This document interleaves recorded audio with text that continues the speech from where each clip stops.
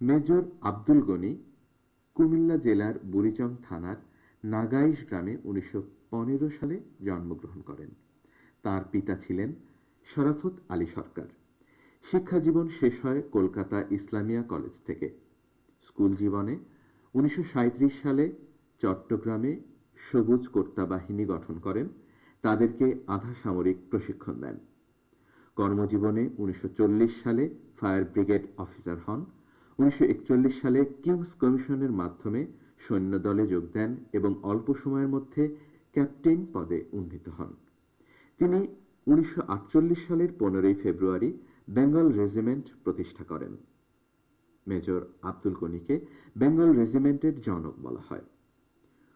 ১৯৫৩ সালে পূর্ব পাকিস্তানে আইনসভার সদস্য হন। ১৯৫৭ সালে পূর্ব পাকিস্তানের প্রতিনিধি হিসাবে বার্লিনে প্রাক্তন সৈনিকদের সম্মেলনে তিনি এক উদ্দীপনাময়ী ভাষণ দেন। দেশে ফেরার পথে ফ্র্যাঙ্কফুর্টে ১১ই নভেম্বর তারিখে তিনি ইন্তেকাল করেন। এই যে সড়কটা, এই সড়কের নাম তো মেজর আব্দুল গনি সড়ক। এই মেজর আব্দুল গনি সম্পর্কে এই প্রজন্মের লোক কি জানে? না, জানে না।